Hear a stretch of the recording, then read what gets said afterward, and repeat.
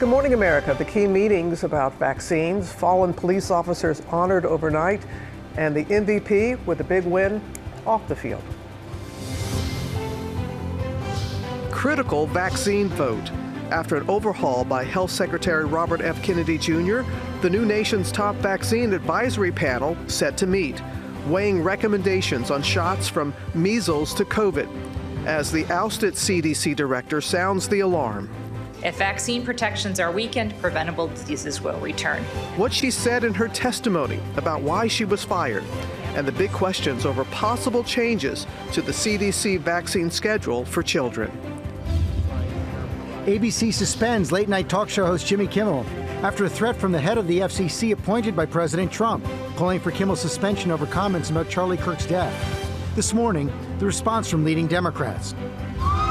Overnight, a police procession for 3 officers killed in Pennsylvania, gunned down in the middle of the day. Count of officers down, please. We have 1 officer down. Emergency crews racing to the scene, the investigation right now. Demanding answers, the family of Trey Reed, the student found hanging from a tree at Delta State University, raising questions about the investigation. This morning, what they are demanding from authorities as his death raises concerns on campus. Overnight, singer David abruptly cancels his concert after officials identified the body found in a vehicle registered to him as 15-year-old Celeste Rivas, who'd been missing for more than a year.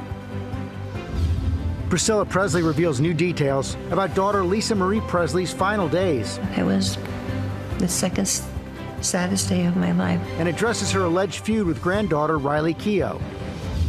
Collier leads the comeback. With the 3! Queen Fee and the Minnesota Lynx knocking Golden State out of the WNBA playoffs, while Stewie and the defending champs are pushed to the limit by the Phoenix Mercury. And hats off to Josh Allen. Allen will run it himself. He pumps, got some daylight, hurdles to the end zone. This morning, while we're tipping our cap to the Bills QB, making some little ones' big dreams come true. Live from ABC News headquarters in New York City, it's Thursday. Good morning, America. Good morning, America. Thank you for joining us on this Thursday morning. We have a lot to get to. We're going to start with a key vaccine advisory panel meeting today set to vote on new guidelines that could impact millions of Americans. This comes after the former director of the CDC testified that she was fired after refusing to obey an order from Health Secretary Robert F. Kennedy Jr. to ignore the science on vaccines. Jay O'Brien is on Capitol Hill with the latest for us. Good morning, Jay. Yeah, good morning, Robin. That critical vaccine advisory panel set to meet in just hours from now, and it comes after a stark warning from the former CDC director recently fired by Secretary Robert F. Kennedy Jr.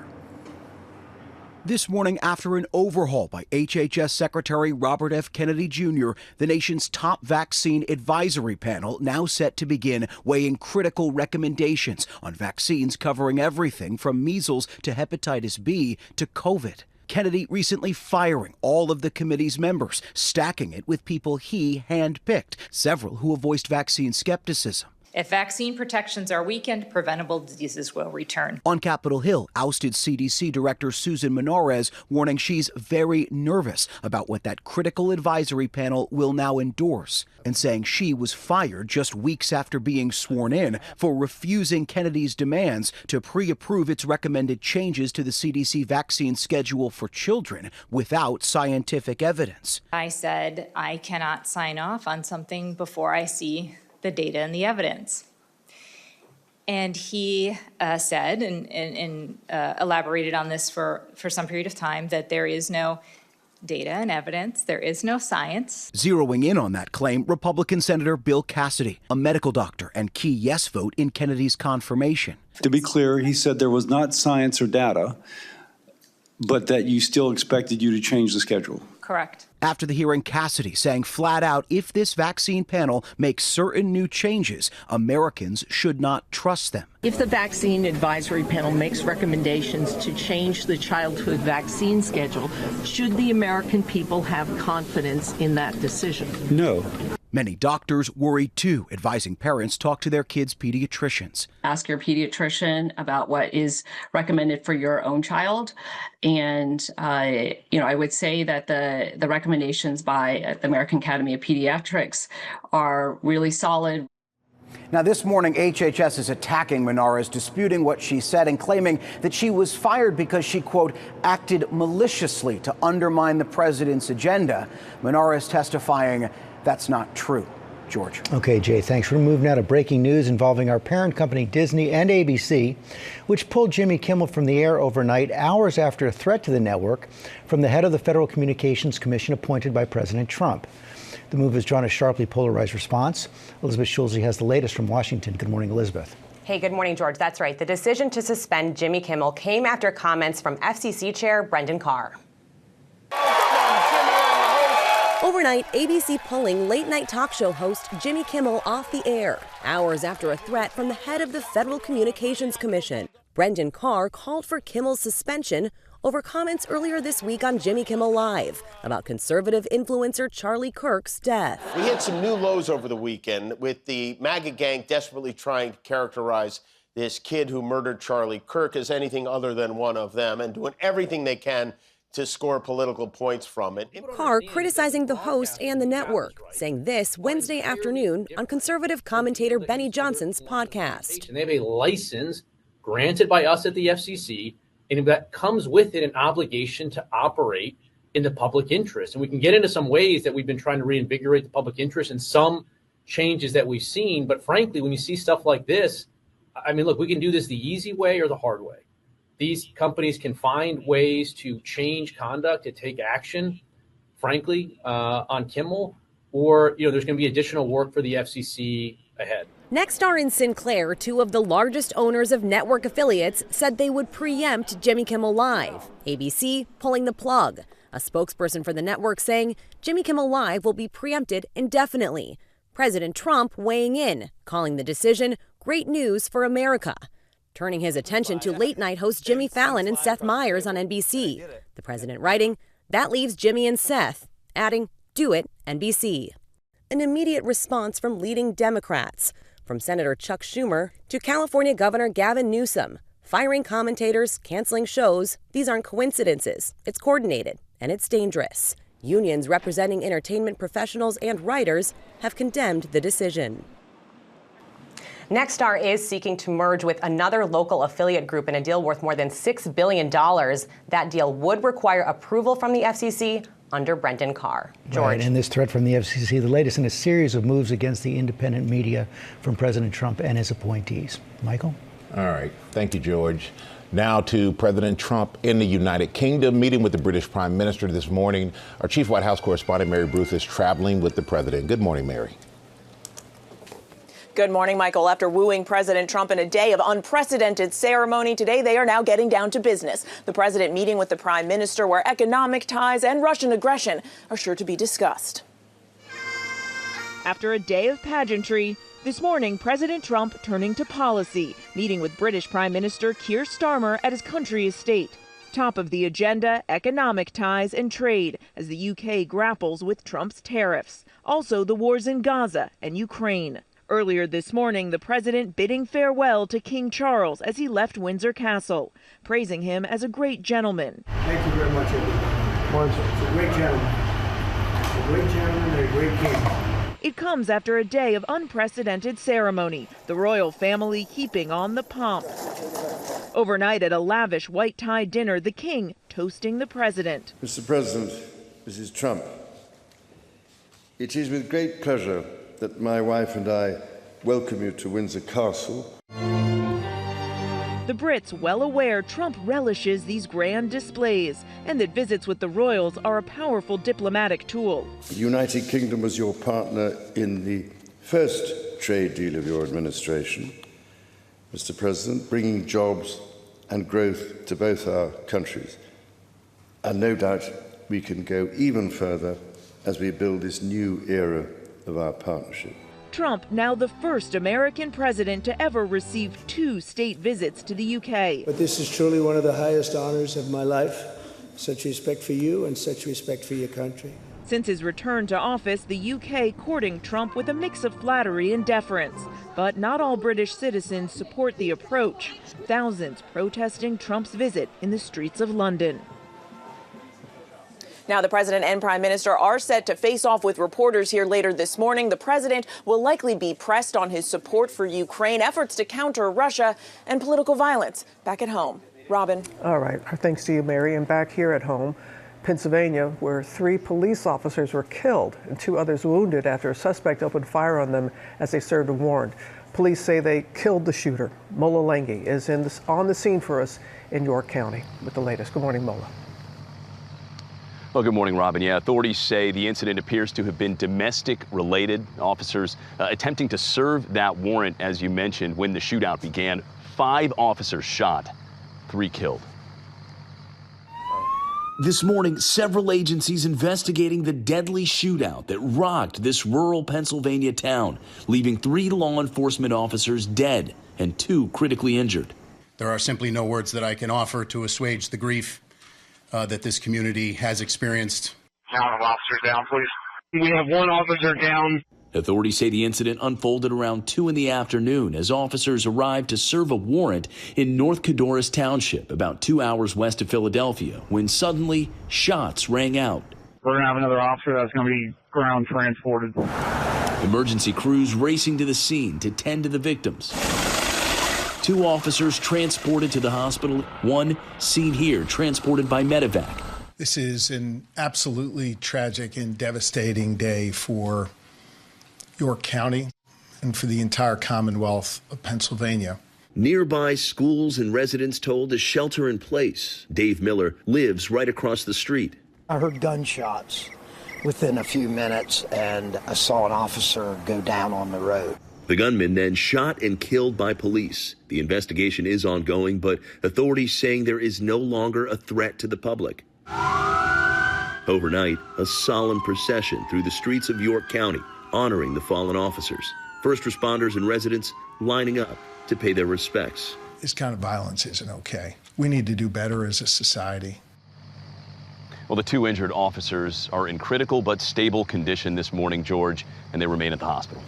Okay, Mola, thanks. We're going to move now to new developments after the body of a black student was found hanging from a tree on the campus of Delta State University in Mississippi. Senior national correspondent Steve Osunsami has the story. Good morning, Steve.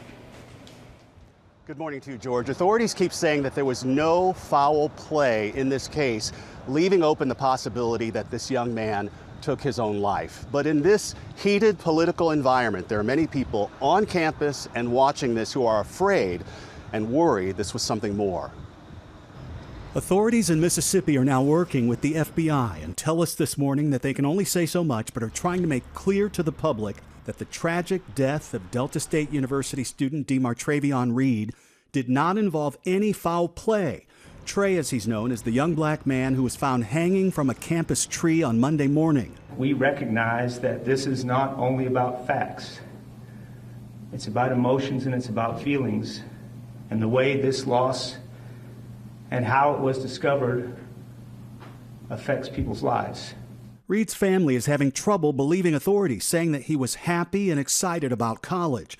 They're demanding to see video of his final moments that police say they have. There's video out there, and we can't speak to that at this moment.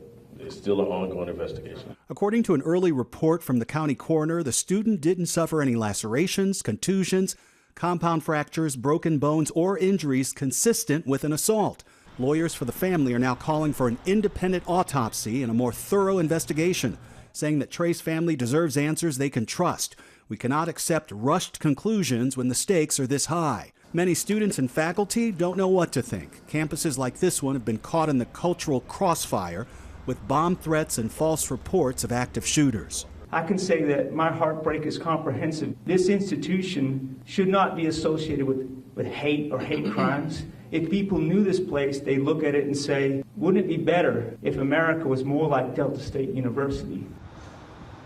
There is great public interest in what happened in this case, especially on social media. We expect to see a more complete autopsy by the end of this week. Michael? Yeah, we sure hope so, Steve. Thank you for that. We're going to turn now to the flood threat for more than 6 million Americans. Ginger is here keeping a close eye on the Southwest. Good morning, Ginger. Hey, good morning, Michael. So the remnants of Mario, which was a tropical storm in the Pacific, have made their way into California. You could see them starting here, Lions Peak, California. That's in the Cleveland National Forest, way down south, closer to the Mexican border. They're still in a flood watch through tonight, but they are not alone. From Yuma, Arizona, up through Fresno, Mammoth Lakes, we're going to see those flood watches in place. And here's the elevated risk for flash flooding. Who's going to get the fastest rates, especially if they fall on burn scars, because we've got a lot of those going. So that includes Ridgecrest over to Las Vegas and down to the Mexican border. It's just east of the actual coast. And a quick look at tomorrow's, because it does stick around. Mammoth Lakes, Fresno, up through the Sacramento Valley and close to those foothills in the Sierra Nevada.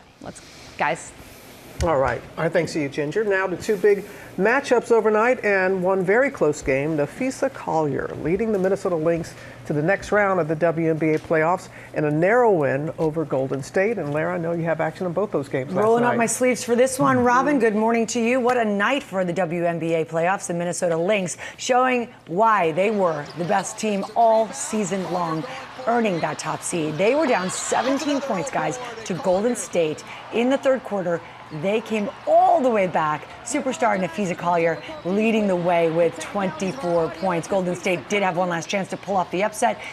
They missed the buzzer beater. Still a great first season for Golden State, though. Yes. They're the first expansion team to make the playoffs. That is a big deal, and it earned head coach Natalie Nikese Coach of the Year honors. Well-deserved. Minnesota now moves on to the semifinals and a possible rematch of last year's finals with defending champs, the New York Liberty. And speaking of, they are headed for a deciding Game 3 after losing at home to the Phoenix Mercury. And guys, this one hurt, 86-60.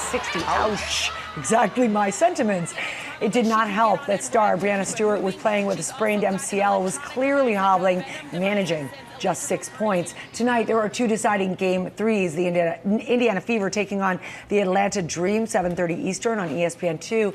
And they must do so without their injured star, Caitlin Clark. And then it's the Vegas Aces hosting the Seattle Storm, guys. Yeah, two going to the wire. Yeah, like it's exciting stuff. I'm so happy. And I'm glad you gave kudos to Golden State to come in for the first time and do as well as they did. They were, and the fans loved them. They brought it. I know, but Queen Fee. Yeah. I think it might be their year. I hope so. All right. I'm a New Yorker. I'm just saying, I love Queen Fee. I just love her. Yeah, right. go Liberty. Let's go. Let's go. We're New Yorkers. Right, coming up, Trevor Ault with the latest on the investigation surrounding a popular singer's car. Trevor? Well, Michael, officials now say this was a missing teenage girl found dead in the trunk of a car registered to a popular singer. Overnight, he actually canceled a concert. We're going to have the latest on this investigation coming up, guys. Priscilla Presley is sharing new details about her daughter, Lisa Marie Presley's final days, addressing allegations of a family feud with granddaughter Riley Keough. And it's time to start thinking about your holiday travel. The Points Guy is here with the Goldilocks window to book your flights and ways to save. How Josh Allen is an MVP off the field as well, making some big dreams come true. We're going to show you all of that when we come back. But more GMA. There he is. Allen takes off.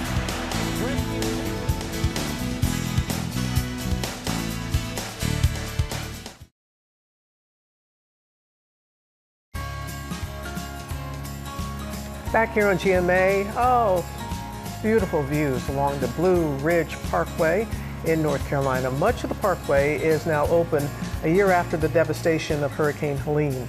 Just in time for that, to see the changing of the leaves, including a 26-mile stretch that just opened a few days ago near Asheville. Janai Norman is there for us in Asheville, 50 States in 50 Weeks series, and we'll have much more from Asheville just ahead. We are looking forward to that. First new at 7:30. Israeli forces are pressing deeper into Gaza City as part of an expanded offensive that officials say is designed to seize the city and prevent Hamas from regrouping. Air Force and artillery units have struck the city more than 150 times in the last few days, forcing thousands to flee amid a worsening humanitarian crisis. Also, Tyson Foods says it will stop using high fructose corn syrup in its products by the end of this year. That includes Jimmy Dean and Hillshire Farm products.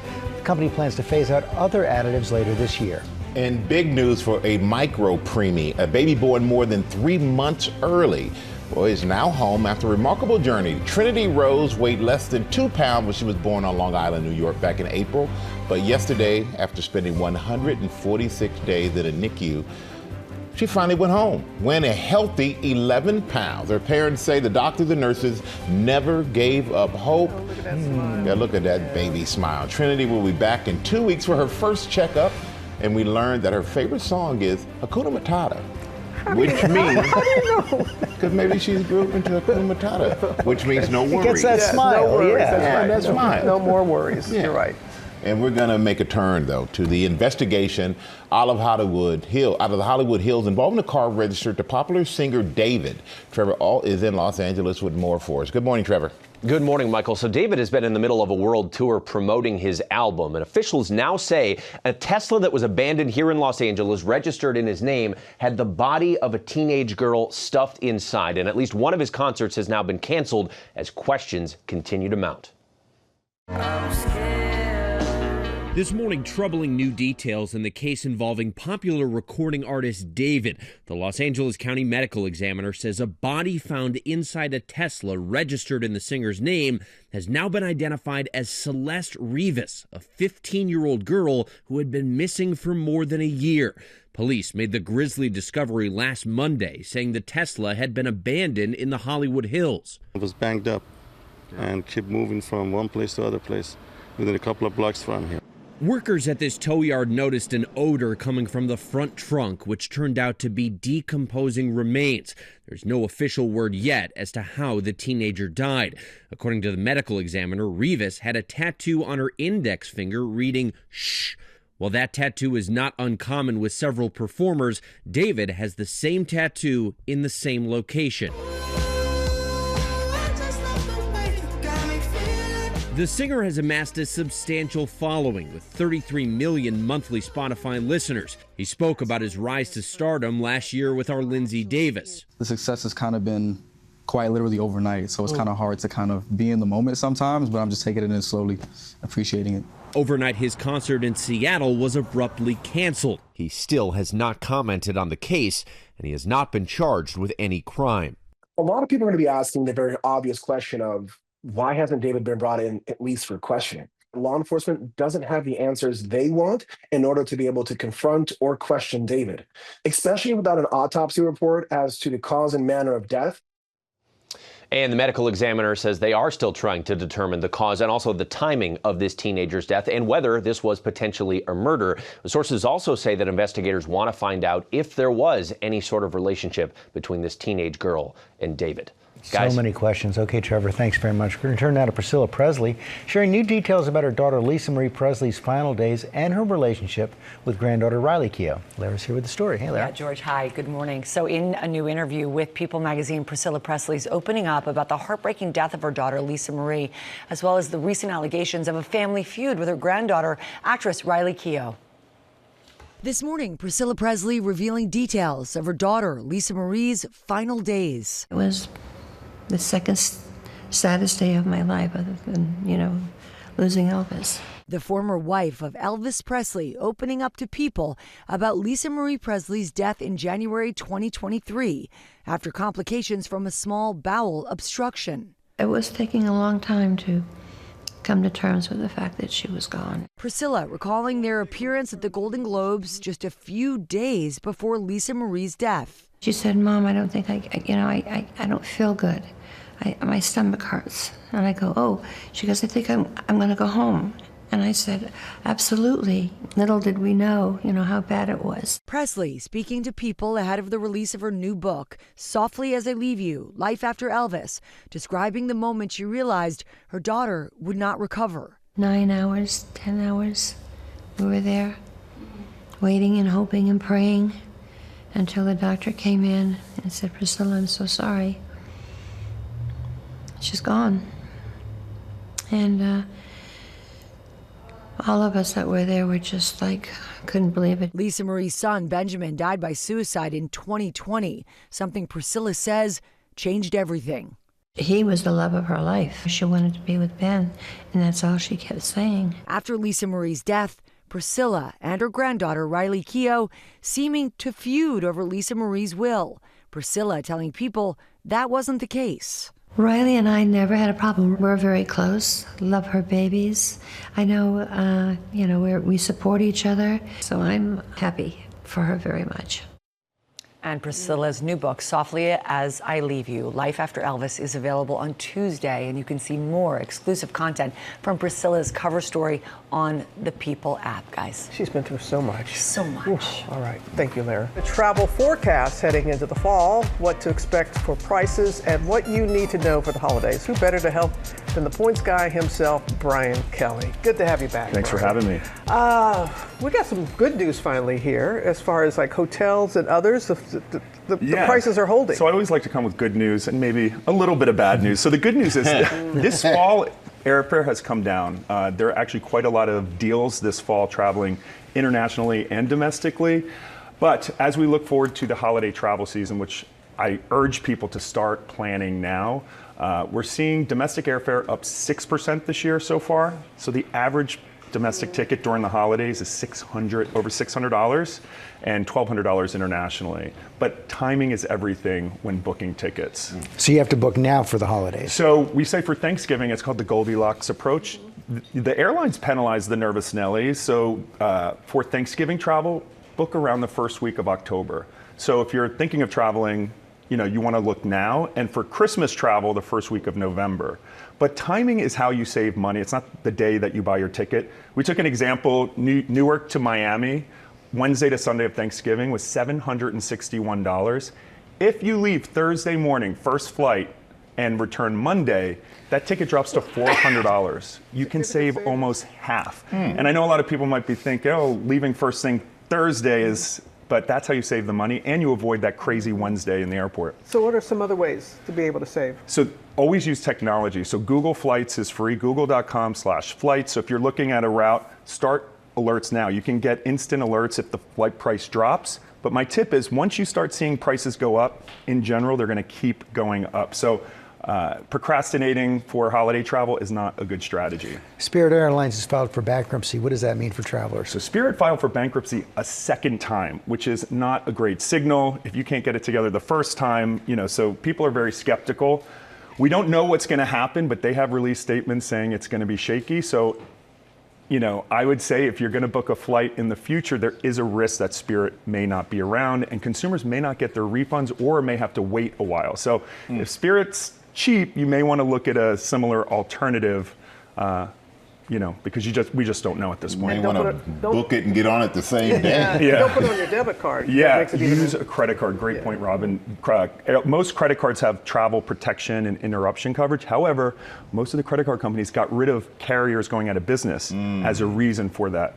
So you may not only get your money back, but if you have a cruise that you can't make or hotels, you're not going to get reimbursed. So if you're going to fly Spirit, get travel insurance that would cover a bankruptcy. And at the points guy, you say it's a great time of the year to still rack up some points and miles, even if you don't travel that much. How's that possible? So by the way, redeeming points is a great way, even over the holidays. Peak travel days, you can still redeem your points. And if you don't have enough points, shopping online is the biggest way people are not earning points. There's a free website, cashbackmonitor.com.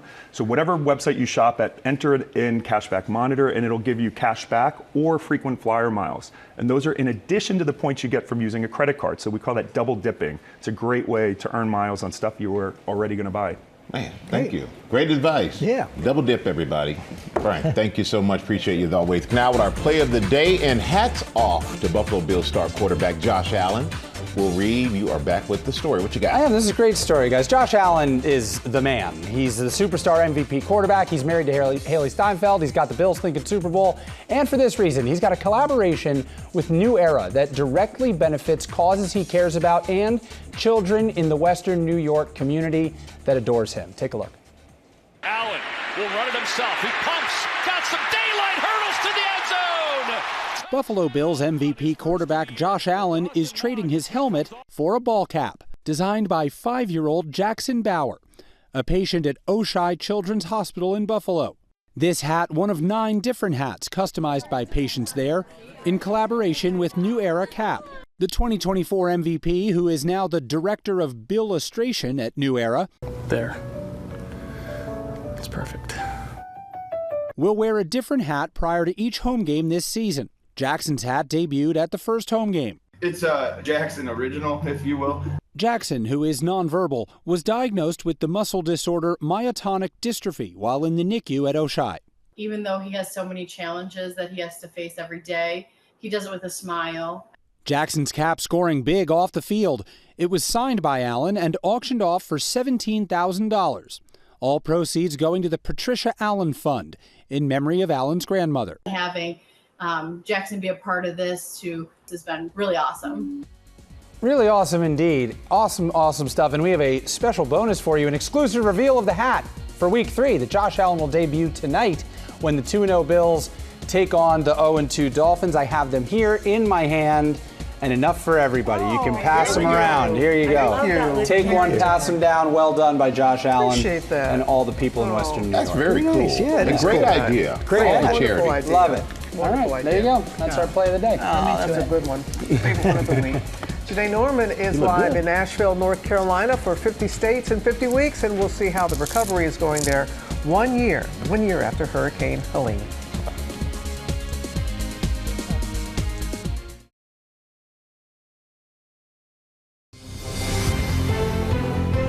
Good morning, America. It's 8 a.m. Breaking news. President Trump meets with the British Prime Minister this morning after a farewell from King Charles and the royal family, following a day of unprecedented pageantry. We're there live.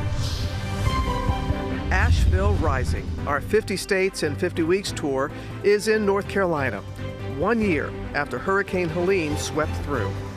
Honestly, it's just knowing that people still care. It kind of gives me a little more life again. This morning, how the community is coming together, rebuilding homes, businesses, and lives.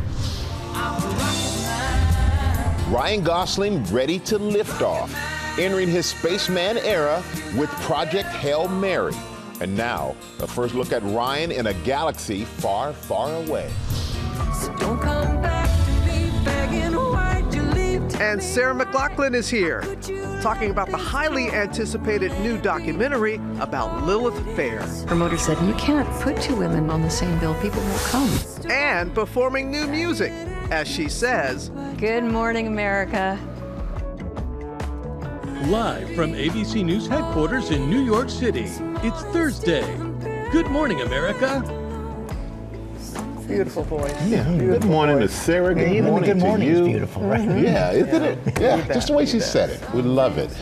Good morning to everyone there, and good morning to Asheville, North Carolina.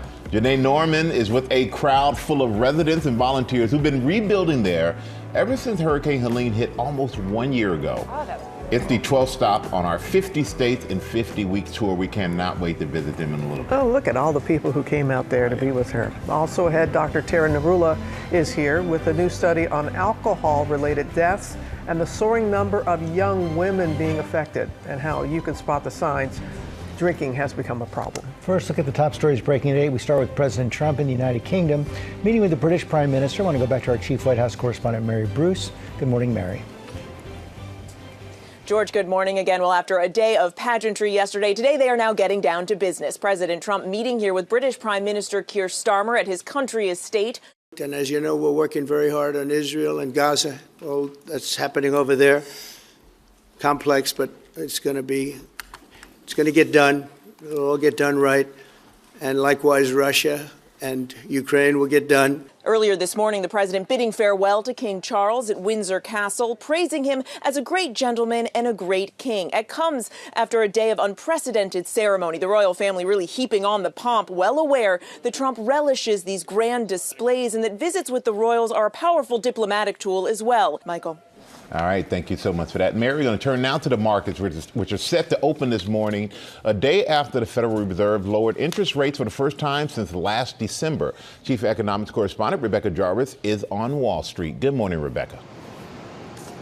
Good morning to you, Michael. And stocks are pointing higher this morning. This rate cut was widely expected here on Wall Street, with the Fed at a critical moment, having to balance two factors, both a slowing jobs market and lower inflation, but with prices still climbing in areas like the grocery store and rents. The Fed has signaled there will be 2 more rate cuts coming this year, and that should translate to lower credit card APRs, lower, cheaper car loans, and mortgage rates. The average 30-year fixed rate mortgage this morning is 6.22%. For anyone who bought with a mortgage rate above 7%, who is thinking about refinancing right now, a basic rule of thumb is that rates need to drop at least 0.5% to 1% lower than your existing rate for a refi to save you money, because there are a lot of fees involved. You have to always factor that in to your calculations. In many places in the country this morning, renting is still cheaper than buying, and yet renting feels quite expensive as well. 2 things that experts recommend doing on that front. 1, if you're going to move, think about doing it in the winter when rents tend to go lower. And 2, take advantage of things like Bilt, B-I-L-T. Their rewards program, if you pay your rent through Bilt, will give you points to use towards things like your food, your hotels, your travel, and other things like that, Robin. That is something to really keep in mind, Rebecca. Thank you. Now we have a GMA health alert. A new report out overnight revealing alcohol-related deaths are on the rise, especially for young women. Our chief medical correspondent, Dr. Tara Narula, is going to break this down. This is really alarming. It is. And Robin, we know excessive alcohol use is associated with a lot of risks. Increased risks of cancer, gastrointestinal cancers, liver cancer, breast cancer, also liver disease, cardiovascular disease, heart failure, arrhythmias, and death. Hypertension. Exactly. And so CDC estimates are that it's responsible for about 488 deaths per day in this country. So this report was a CDC report that looked at the overall deaths from alcohol for a big time span, 1999 to 2024. And they found that alcohol-related deaths went up in that time frame by about 89%. There was a big spike around the COVID years, and actually the highest year that had deaths was 2021, 55,000 deaths in that year from alcohol. When they looked at a breakdown a little bit further, they saw that American Indians and Alaska Natives were mostly affected, as were the age groups of 25 to 34, particularly women, whose rates went up by about 255% over that time, and men 188%. In terms of states, there were differences. So New Mexico and Mississippi had the highest rates. Maryland, Pennsylvania, and Hawaii had the lowest rates. And in terms of what was causing the deaths for women, it was really alcoholic-related liver disease, and for both genders, behavioral and mental health disorders. Oh my goodness, this is a very extensive study for a long period of time. How do you know if you have an issue? I know we talk about this a lot, the amount of alcohol, but how do you know, and what should you do? Yeah, so alcohol use disorder is really considered a chronic disease. It can range from mild to severe, and essentially it's the inability to limit alcohol despite the fact that you're having physical and psychological consequences. So some of the signs you can think about is that you're drinking more and for longer than you intend. You try to cut down, but you can't. You're drinking despite having interactions or interference with your activities, your work, your relationships, despite the fact that it might be making you feel anxious or depressed. You have loved ones coming to you, talking to you about your drinking. You're thinking about it all the time. These are some of the things to consider that might be warning signs. And in terms of steps to take, certainly setting a limit on your daily and weekly alcohol intake can be helpful. Talking to a physician. There are 3 FDA-approved medications. There are support groups. There's counseling. So there is treatment. But obviously the first key is really recognizing that this is going on. And I think we don't often think about death as associated with alcohol, but so important, particularly for women, to pay attention. Really, all right. As always, Dr. Narula, thank you very much. I hope people are really listening to this. Thank you. Thank you. Coming up on our GMA Morning Menu, what do you need to know about Victoria Beckham's new docuseries? Lara has the latest in pop news. Also ahead, Tori Johnson is here with our September Sizzles, Deals, and Steals. Products you'll all love, all 50% off. Plus, the stars of the legal drama Reasonable Doubt. Look at, they're here to serve secrets of the brand new season 3. And Lara, I know you have a very special guest. Lulled into happiness, Robin. Grammy winner Sarah McLachlan right here. Nearly 30 years later, it's hard to imagine. We're looking back at the magic of Lilith Fair. And Sarah is going to perform live for us right here on Good Morning America. Don't make me sing, Sarah.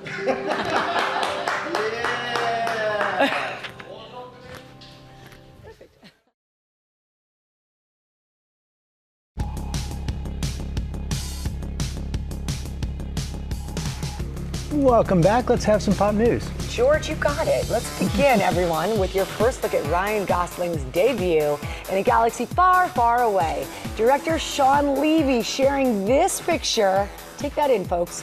It's this picture on his Instagram. There's Ryan and his co-star, newcomer 14-year-old Irish actor Flynn Gray, on the set of Star Wars Starfighter with the caption, "Somewhere in the Mediterranean Sea." No word yet on plot details, but here's what we do know. Star Wars Starfighter is a standalone movie. It will be set about 5 years after the events that took place in 2019, Star Wars The Rise of Skywalker. Gosling's really in a spaceman era, apparently, right now, because this movie is one thing, and then he has another project, Project Hail Mary, where he plays a 6th grade teacher sent to space. That one comes out this coming March. Star Wars Starfighter, that hits theaters May 2027, so you'll have to wait for that. You got some time. Well worth the wait. Yeah, no time. He's so excited about being part of the Star Wars family, and we are too. Yep. Hey, also popping this morning, one of our favorite fashion divas, as George referenced earlier, Victoria Beckham, getting the docuseries treatment. Known as Posh Spice, of course, with the Spice Girls, Beckham transformed herself into an internationally renowned fashion designer. Here's Victoria herself talking about her evolution. That uncool kid at school that's awkward, that was me. But I desperately wanted to be liked, have a sense of worth. Fashion was this creative outlet. A lot of people didn't take it seriously. Everybody's warning her, you will not be accepted. Yeah, she has an ego. She's Victoria Beckham. People thought she was a pop star. She's married to a footballer. Who does she think she is? The 3-part series gives us a front row seat as Victoria prepares for the fashion show of her life. That's part of the synopsis. It goes on to say, this is the story of resilience, reinvention, and self-discovery. All great things. Victoria Beckham premieres October 9th on Netflix. Her line is exceptional. Exceptional. Great quality, great style. Her makeup line, she knows what she's doing. So I want to turn on some music that I personally love, and I think you do too. Hit it. It's time to play the music. It's time to light the lights. All right, I'll do it alone. It's time to play the music and light the lights, but we're going to let the professionals sing it. Here it is. It's time to raise the curtain on the Muppet Show tonight. Just in time for the 50th anniversary, The Muppet Show is coming back. Disney announcing a reboot in the works at Disney+, and this time the Muppets are teaming up with Seth Rogen and his production company to make it happen. And he's not the only one involved, guys. Sabrina Carpenter is on board for this new installment, featuring Kermit, Miss Piggy, Fozzie, Gonzo, and hopefully my love. My love, Pepe the Prawn, as they return to the Muppet Theater to put on a variety show. The Hollywood Reporter saying, oh, hold on, let me get that. It's not Seth Rogen on the phone, but I love the Hollywood Reporter saying that Seth is basically a Muppet in human form, so it makes sense that he would be the one to revive the Muppet Show. This special set to air on Disney Plus in 2026. I personally am so excited. Thank you, Disney Plus. I'm excited that you have an old-fashioned ring to your phone. Yes. Is everything okay? Everything's okay, fine. good. Just checking. All right. That's Pop News, everybody. Go take your call. All right. Hey, our Got 50 you. States in 50 Week series. We're counting down to the country's 250th anniversary with a visit to every state. And this morning, we're in North Carolina. A year ago, Hurricane Helene devastated parts of that state, including the city of Asheville. And that is where Janai is this morning, and she's in great company. Good morning, Janai. Oh, Robin, good morning. You know this area well. You were here in March for our special Asheville Rising. Now, I am here at the beautiful Biltmore Estate, the historic house and museum with 8,000 acres of grounds. That's a popular tourist destination. And they've been helping the local community, giving back, having donated $2 million for local recovery efforts following Hurricane Helene. Now, almost exactly a year later, those efforts are still ongoing. Hurricane Helene swept through western North Carolina a year ago, leaving devastation in its wake. Come on over here. Organizations like the Asheville Dream Center immediately jumped into action.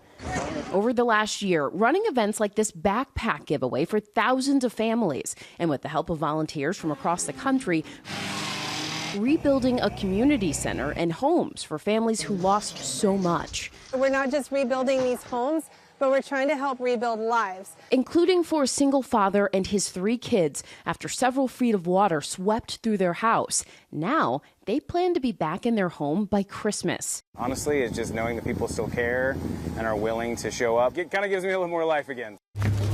And we first met beloved Asheville earlier this year, another nonprofit that's been on the ground from day one as they gave families keys to their refurbished homes. It's just pure happiness and just a lot of blessings. Continuing to use the power of community to get more storm survivors into new homes. In the historic Biltmore Village, Corner Kitchen was buried under a heavy layer of mud once the floodwater receded. Nearly a year later, it's the first independent restaurant in the village to reopen. A cornerstone in the vibrant food scene of Asheville for over 20 years, now a beacon for a neighborhood in recovery. To see it all pretty like this after what we went through, it's sort of like greeting a family member who's been through a big trauma. The community has shown up to welcome them back with open arms and a healthy appetite. It's rejuvenating. It feels like we are coming back. The rich history of the arts at the center of Asheville. The River Arts District is the heartbeat of Asheville. Hit hard by the destructive forces of Helene, the River Arts District now showcasing the resilience of the hundreds of artists who call Asheville home. It makes me feel really strong and appreciative. And inviting visitors back to the city. There is still so much of Asheville ready for you. This is no time like now to come and be a part of the comeback. Oh, and I am joined now with so many people, but especially here, Matthew and Michelle Coleman of Asheville Dream Center. Hearing you guys react to watching that, you were saying, I'm not going to cry. Hearing you take deep breaths as you were watching all of that, because this community has been through so much. What's it like now a year later? You know, I'll tell you, it's encouraging, but it's still really hard. Yeah. You know, there's so much that's been done. I think we're maybe 25% of the third of the way done, but there's still so much more to do. Some of our best and brightest places are open. Our best restaurants are open. Corner Kitchen, come on, I'm just saying. So the River Arts District, some of the most beautiful things that are part of Asheville are open, but so much of it is still down. Right? So we're up, but we're hopeful, but we need funding. We need funding. Yeah. We really need America to come to see Asheville, North Carolina. You got to think Hurricane Katrina. Back, right? Bring them back. Yes, exactly like what they were experiencing in Hurricane Katrina, right? It was how long that was. We're kind of going through that right now. Yeah. So, So we need more people to come back out to enjoy the fall. Please come back out. Yes. And real quick, Michelle, I know you say that you guys aren't just helping rebuild homes, but you're helping rebuild lives here in your hometown. What's been the most gratifying part? I think that, you know, we're the Dream Center, so we want people to be able to dream again and have hope. And when you go through trauma, it's hard. And so what we've seen is we've been rebuilding homes, but we're trying to wrap around the resources to these families to be here for the long term. And we've been doing that. I think seeing a child, for example, who's lost everything, get a dream room, that's one of our programs. There's nothing greater than seeing that child jump on their new bed and have a safe place. So we're trying to bring those wraparounds. For those little moments to see them light up. Thank you guys and make for Jesus what you're known. doing. That's There what we you do. go. Guys, back to you. So much to do. Got to get more tourists back out here. I know. And thank you for being there. Thank you so much, Janai, for being there. And when we were there in March, and they kept saying, Asheville is open for business. Asheville is open for business. And the lovely people, the resilience that they show day in and day out. Just please thank them. Give them big hugs for us. Thank you again, Janai. And Absolutely. She's told me to give you guys a big hug. Oh, thank you. We appreciate that. And we want you to tell us what makes your state great by scanning the QR code on your screen. Janai will be back with more from North Carolina coming up. It's time now for Deals and Steals. Tori Johnson is back with our September sizzle. Oh, yeah. And some blockbuster deals this morning. Blockbuster is right. So I get so many emails saying my podiatrist recommended Vionic. I need something that's great for work and evening, and so we brought it.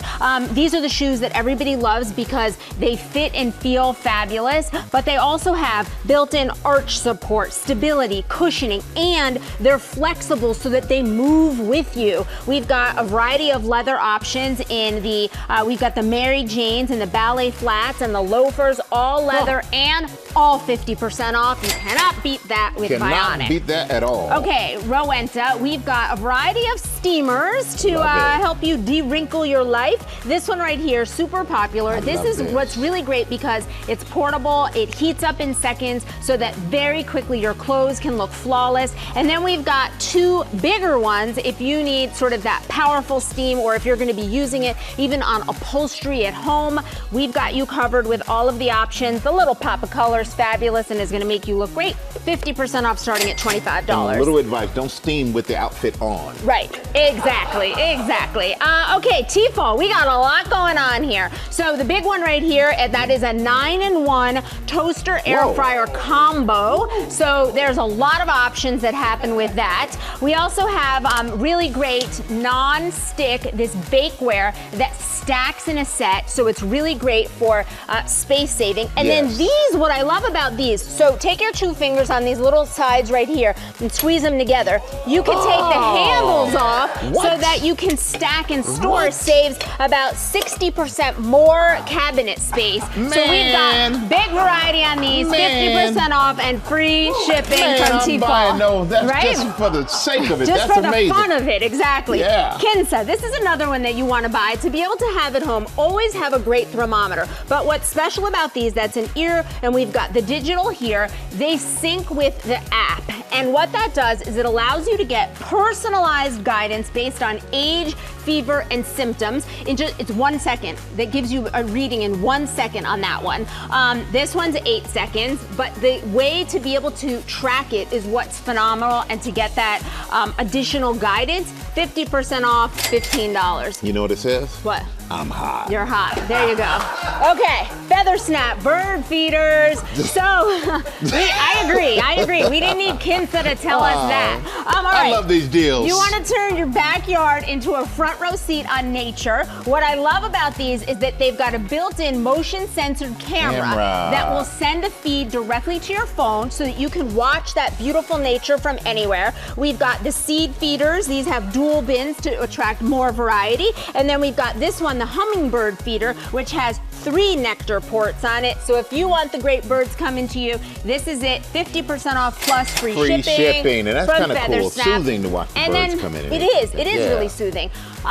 Radio flyer. We got 2 different wagons here. This one with the all-terrain wheels, you notice that. This one you can push or pull from either side. So if you want to give the kids a ride in style, these 2 are fabulous, and they're 50% off plus free shipping. You got it. Everybody. Tori, I love these deals. They're really good. And you know what? You and you are hot. Like, we can say it. You are hot. Thank you, Tori. I appreciate you. I owe you $20. All right, we partnered with these company-only great products. You can get them at gmadeals.com. Coming up, we have more with Janai from North Carolina.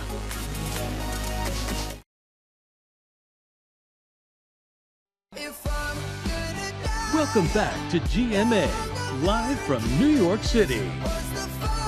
More important from Asheville, North Carolina. So spectacular right there, part of our 50 States in 50 Week series, visiting every state in the order they joined the Union. We're up to number 12.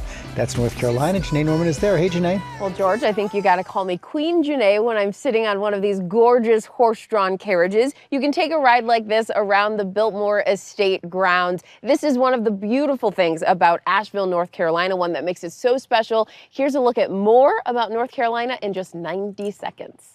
From the Blue Ridge Mountains to the shores of the Outer Banks, the terrain of North Carolina is as rich as its history, stretching back to 1585 and the first English colony in the New World on Roanoke Island.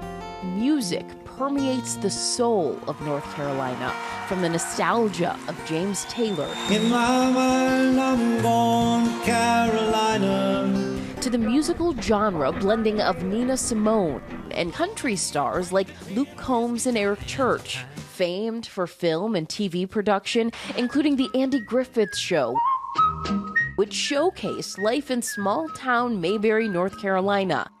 And innovation took flight in 1903 at Kitty Hawk with the Wright brothers' Wright Flyer, cementing North Carolina's legacy as first in flight. Speed reigns supreme at the NASCAR Hall of Fame in Charlotte. North Carolina natives Dale Earnhardt and Richard Petty are among the stock car racing icons that have helped make the state the epicenter of NASCAR. Home to basketball all-stars, Golden State Warrior Steph Curry and legendary Michael Jordan, who both played high school and college basketball in the state. And the official state vegetable? The sweet potato. In fact, half of the nation's supply of sweet potatoes are grown in North Carolina soil. That's over 1 billion pounds a year of the orange superfood produced there. And I'm joined now by Chase Pickering with the Biltmore Estate. Chase, thanks so much for being with us this morning. It's great to be here. So you not only work here, but you're the great-great-grandson of the man who built it. Tell us about that. This is an incredible place. It's been in my family now for 6 generations, and he created this place as a place of beauty, a place of restoration, an oasis. And that is what we continue to provide our guests today. And that's what makes part of what makes it so special, why it's such a big tourist destination. And I mean, it's massive. We're talking 35 bedrooms, 43 bathrooms, 65 fireplaces. Aside from the sheer size, what else makes the Biltmore Estate just so unique? I have to tell you, it's the land, the beauty of this place, and the surrounding community of Asheville that really sets this experience apart. And we are so excited for the fall season ahead, Christmas at Biltmore, and then in the spring we have a new evening experience called Luminaire, where we're going to illuminate the front of the house and the gardens, and it's going to be extraordinary. So much to look forward to, hoping to bring back even more tourism, and it's incredible what you guys are doing to help uplift the community in the wake of Hurricane Helene. So much to look forward to. Thanks for being with us. Yes, welcome. All right, and now we've got Megan, who's going to take us away with Ike and Junior. Megan, onward. All right, here we go. Thank you, Janai. Legal drama, Reasonable Doubt, is back for season 3. And let's take a look at the lawyers in action. You don't have a real alibi, considering you were home alone all night and have nothing and no one to confirm that fact. You were the last person to see Wendy alive, and since you've already spoken to the police, you've placed yourself at a disadvantage. That is why our counsel is so crucial. We know what steps to take, and we're going to be right there with you, guiding you. I feel guilty of something that I didn't even do. Okay, I did it. And joining us now stars Emma Yahtzee Corinaldi, McKinley Freeman, and Joseph Sikora. Welcome, welcome everybody. Welcome. So excited. Now, we see you playing this high-powered lawyer. So I'm curious, when you're out in the streets, are people coming up asking you for legal advice? Listen, far too often. It's too much. And I feel like I have to take it as a compliment. That means I'm doing my job well, but I don't have the answers for these legal questions. I'm not trying to go to jail, trying to keep you out of jail, but I've had family members call me and ask questions, and strangers, you know, so I guess it's just a compliment. You're doing it well. You're doing it well. Yes. Okay, and this romance is working well on screen, you two. And so, you know, you have on social, when you all are on the show, aren't really eye to eye, people really react? Yeah, the social comments jump off for real. They either love us, hate us, or both at the same time. So it's a kind of a huge credit to Ramla Muhammad, the creator of the show, that gives us such an amazing canvas to be able to paint on. But our relationship is complicated, and I think fans take that roller coaster ride with us, just like we do when we get to scripts, and we just kind of make it the practice of being present and see what the art looks like when we're done. So. And Joseph, my guy, you're the new guy on the set. That's right. So what's it like joining this cast? It was amazing. I was a fan of the show to begin with, and I love Michael Ealy, good friend. And so I watched the first season. I came from Michael. I stayed for Emma Yahtzee and McKinley. And the second season with Morris Chestnut was amazing. And then so I was such a fan that so when the opportunity came up and I got to meet with Ramla, I was just really blown away. One of the first times this has ever happened in my life was I was doing a scene with Angela and Tim Joe playing Crystal and Daniel, and I forgot my line twice because I'm just watching them like, man, I got front row seats. This is amazing. Look out there. I got a line. So it was great. Real compliment. Everybody's warm. It's an incredible environment. Ramla Muhammad runs a tight ship, and it's just so amazing to be there. Well, it's apparent that the cast and crew, stellar. Yes. I don't know though, were you stellar throwing out the pitch for the Cubs? No, I wasn't. I was what terrible. Happened Don't there? show this. Don't show it. I tried to put a little heat on it. Here we go. Oh. It's just a little bit outside. It was terrible. I tried to put a little heat on it that time because I lobbed it at the Sox game, and I figured, let me just go for it. Listen, next season, I promise you, Robin, I'm going to do better next season. But I promise. But this is really cool for you because you have a relationship with the Cubs. Yeah, I worked at Wrigley Field in the left field commissary, filling up pops and making cotton candies and stuff like that. So yeah, it was a pretty big moment that I blew. But I'm going to do it again, and I'm going to do better. There you go. Everybody going, he worked for the Cubs. He wasn't playing. Hey, so you know what? We mentioned earlier the love that you all get from the fans, and you have those blue cards in your hands because we have a few comments that we want you to read from the fans. And you know what, McKinley, we're going to start with you. Go ahead and read that. Let's see. This one says, I have an extra ticket to my wedding. Would you like to be the groom? That's a smooth pickup line. I mean, listen, I definitely screen captured that and kind of put it in the files in case I need it. But yeah, shout out to Mercedes Cook and the folks that had me looking sharp for the Emmys, which was amazing. And yeah, it was a tremendous compliment, and fans of the show are dope. But yeah. You didn't answer. TBD. TBD. Okay. Okay, Emiyachi, you got one. Ooh, mine is, they already look like they got problems based on this. And you know what? They wouldn't be lying, but we're in a better place. We're in a much better place. But look at your eyes. I mean, the picture is a little. You know. It looked like something else is about to go down here in this particular moment. We're in a better place. And this was exactly. All right, Joseph, you're up. What you got? I got now this kind of flavor to this show is 100 heart, mind blown, insane. Yeah, that ain't Tommy, is it? But that guy is up to something. Yes, he is. One of my favorite characters, Tommy, man. But thank you all. I mean, show is fantastic. You all are fantastic. And just sitting here on this couch, you see why it works. Yeah. You see, you can tell you guys love being around each other and you love putting on the great shows, and we all appreciate you. Thank you so much. Thank you. Great Come back and all see around. us. Come back and see us for too long, okay? Season 3 of Reasonable Doubt is now streaming on Hulu and Hulu on Disney Plus with new episodes on Thursday. So make sure you check it out. So happy to be here with the author by our GMA YA Book Club pick for September, Sisters in the Wind, which was an instant New York Times bestseller, written by the lovely Angeline Bully, who joins us right now. Angeline, like fine wine. That's what we were just saying. Red and burgundy. It's so nice to see you. Very good to see you. Congratulations on your success. Thank you very much. What do you think it is about this one, Sisters in the Wind, that just exploded right away? I just think it's a compelling story about keeping Native families together. And tell me a little bit about it, though, because there's a lot to this one. Oh, sure. So 18-year-old Lucy, she's aged out of the foster care system and then finds out that there was her Native family was looking for her, and that she missed out because the Indian Child Welfare Act was not followed. Wow. Okay, and onward we go from there. Onward we go. Yes, and you've said that Native representation is very important to you and is always present. Talk to me a little bit about that. Well, I'm from Sault Ste. Marie tribe of Chippewa Indians, and so all of my stories are set on my reservation, involve my community, and maybe some familiar faces. Yeah.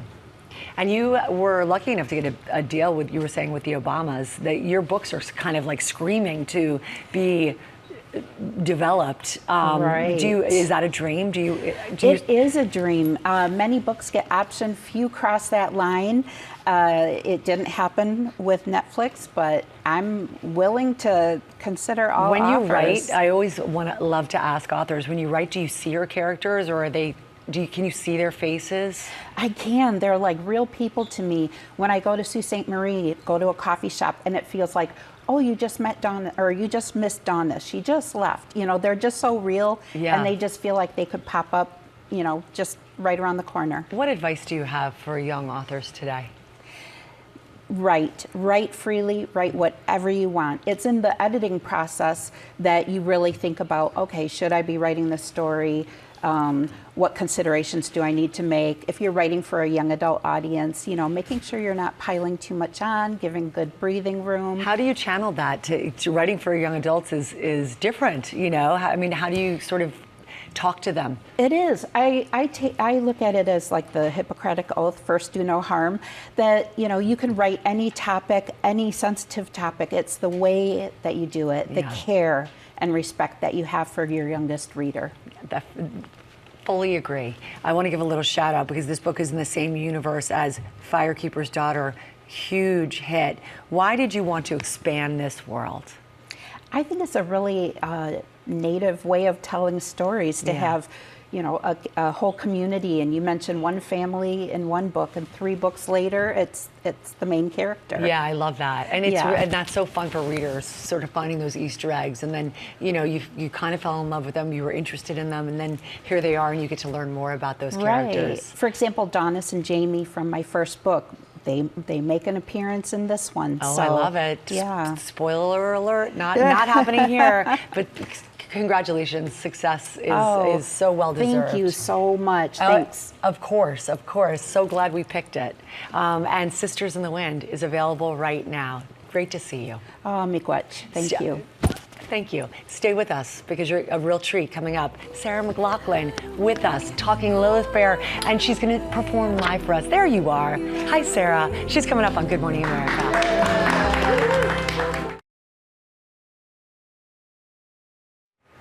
You are in for a treat. We're back now with Grammy winner Sarah McLachlan, who spearheaded 1997's top grossing touring festival. It is now the subject of a new documentary, Lilith Fair, Building a Mystery, The Untold Story, which is presented by ABC News Studio. Our own Diane Sawyer served as an executive producer. Please welcome back to GMA's Sarah McLachlan. Oh, wonderful, wonderful. They say music soothes the soul, and we need some soothing right now. Amen to that. Lilith Fair, the documentary, it aired last week. In Toronto at the International Film Festival, rave reviews. What was it like for you 30 years later to see it up on the big screen? Absolutely thrilling. I mean, how many people in the world get to have a time capsule, you know, so succinctly and beautifully encapsulated and put up on the silver screen? Right. It was an intense, beautiful thing to watch. I know, and I know people are going to really, really enjoy it, and we're going to really enjoy some new music from you. Tell us about that. New album, Better Broken, coming out tomorrow. Ooh. After 11 years, it's what you been been doing? A hot minute. Well, you know, I've raised 2 daughters. I was a full-on dance mom for a while. I've been doing, you know, fundraising off the side of my desk for my free music schools for the last 24 years. So there's been a lot of things. I Life know. got in the way. I know, but we're so glad that you're bringing us new music. And there's just something about so many people have talked in the studios and seeing you. And I remember after 9/11, you singing and just. You come just at the right time, Sarah McLachlan. Appreciate that, and I want everybody to see the film as well. Lilith Fair, Building a Mystery. The Untold Story premieres Sunday on Hulu and Hulu on Disney+. And now Sarah has a new album, Better Broken. As she said, it is out tomorrow. As the kids say, it drops tomorrow. And here is Sarah performing one of the songs from that album. It is called Gravity. Bless you. Yours is an island of wild weeds and lush tangled ground, unbridled energy, all possibility. You pull yourself up on 2 feet that have not stood alone, slowly and gingerly. Reaching with toes. It's hard the way you look at me with a rage I cannot place. But I'm not the enemy. I'll carry you through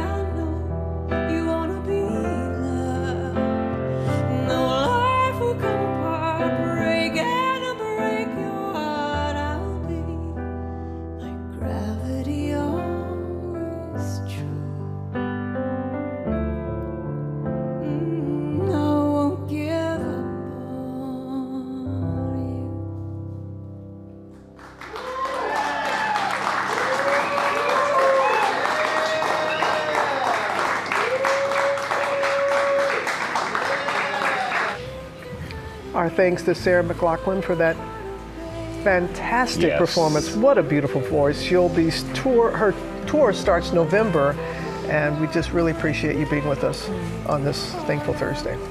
Take care.